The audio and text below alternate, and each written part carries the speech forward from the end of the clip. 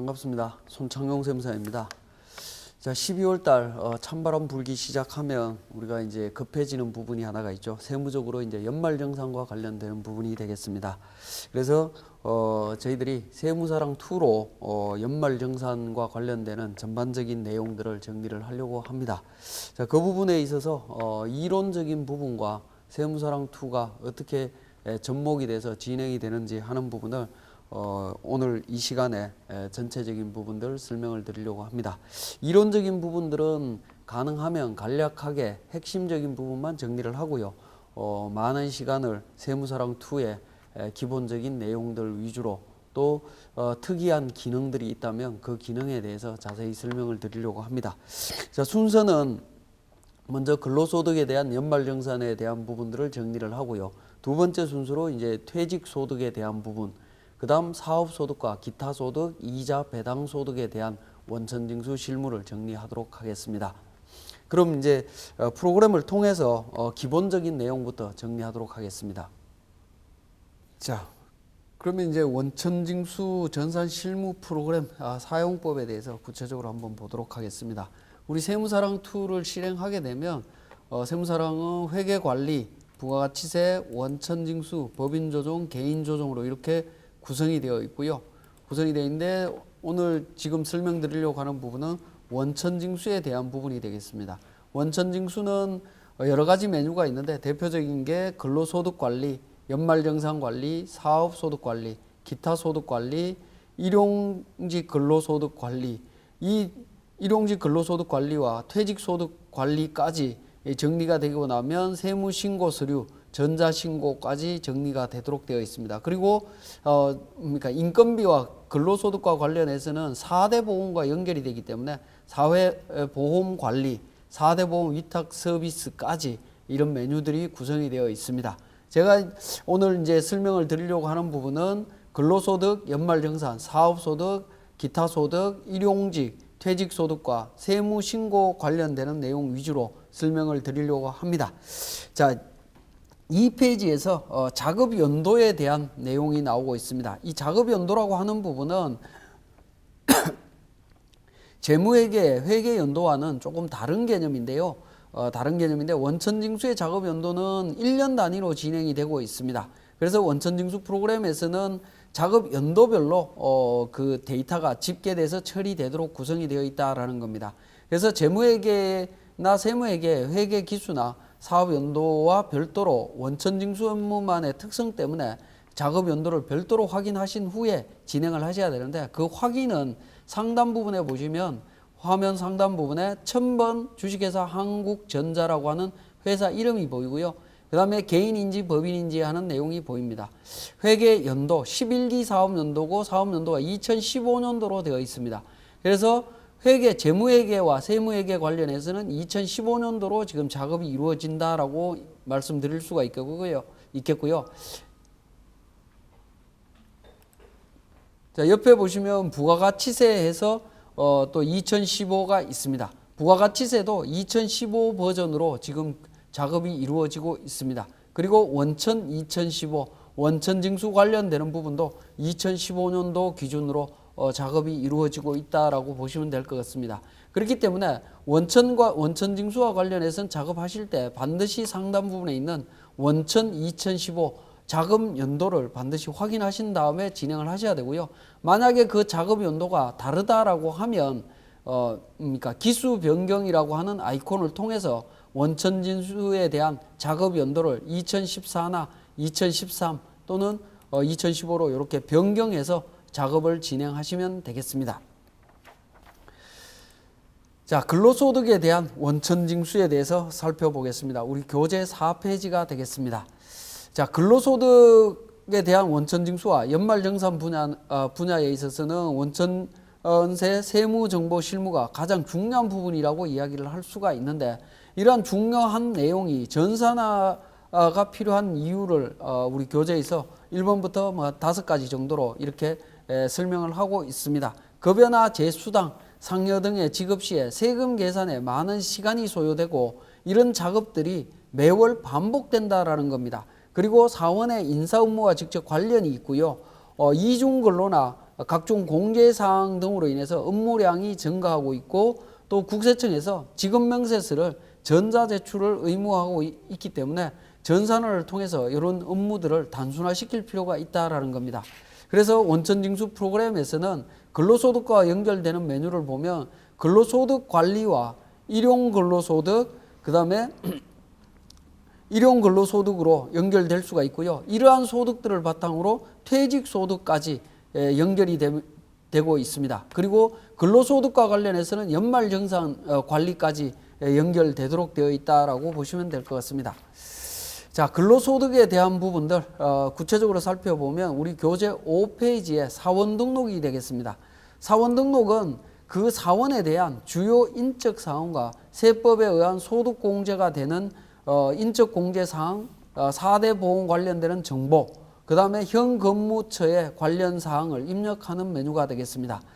이는 이제 급여 관련 업무나 근로소득 원천징수, 연말정산, 퇴직소득에 대한 기초 정보를 제공하는 부분이라고 보시면 되겠고요. 자, 사원 등록에 있어서 자료 정보의 필요성이 되겠습니다. 자, 사원 등록에 대한 자료 정보의 필요성은 매월 급여 자료 입력 시에 소득세 계산하고 비과세 대상 여부를 자동으로 판단하는 부분이 되겠습니다. 그러한 내용을 미리 등록해서 사용한다라는 부분이고요.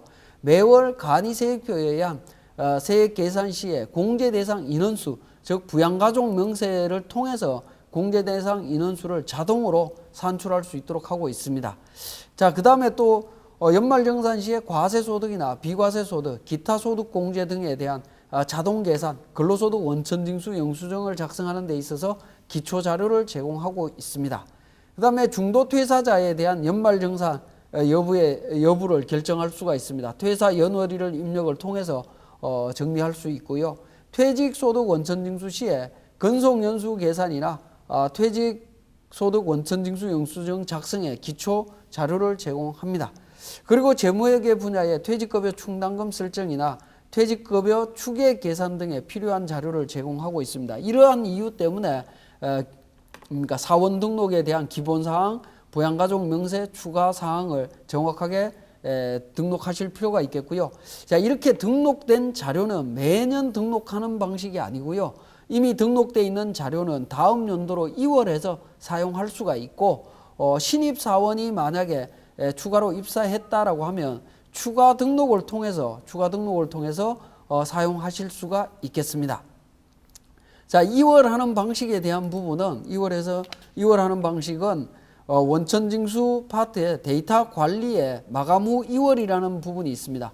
마감 후 2월을 통해서 2015년도를 마감하고 2016년도로 등록되어 있는 사원 등록, 일용직 등록, 사업소득, 기타소득 뭐 이런 부분들을 선택하신 다음에 마감을 하시게 되면 2016년도로 사원 등록 정보가 전부 다 2월 돼서 2016년도에 바로 추가 등록 없이 진행할 수 있도록 하는 부분이라고 말씀드릴 수 있겠습니다. 자, 그러면 사원 등록에 있어서 우리 구체적인 내용을 한번 보도록 하겠습니다. 기본 사항이 되겠습니다. 자, 기본 사항은 첫 번째 입사 연월일이 접니까?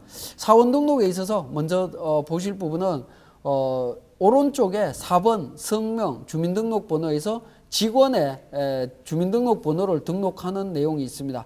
이 등록한 내용을 기준으로 직원별로 기본사항, 부양가족 명세, 추가사항을 등록하는 부분인데요. 기본사항부터 보게 되면 기본사항은 입사 연월일, 즉 우리 회사에 입사한 날짜를 그러니까 입력하는 부분이라고 보시면 되겠습니다. 자, 이 부분은 급여 상여 퇴직금 계산의 시작일이 되겠습니다. 자, 두 번째로 내국인인지 외국인인지, 그 다음에 외국인이라면 국적을 입력을 해주시면 되겠고요. 주민등록 번호를 입력해 주시면 되겠습니다. 5번에 거주 구분에서 거주자인지 비거주자인지 선택해 주시면 되겠고 6번에 거주지국 코드를 입력해 주시면 되겠습니다. 7번에 국외근로 제공이 있습니다. 국외근로 제공에 대해서는 일반적인 경우에 외국에서 근로를 제공할 때는 100만 원까지 비과세 적용받을 수가 있고요.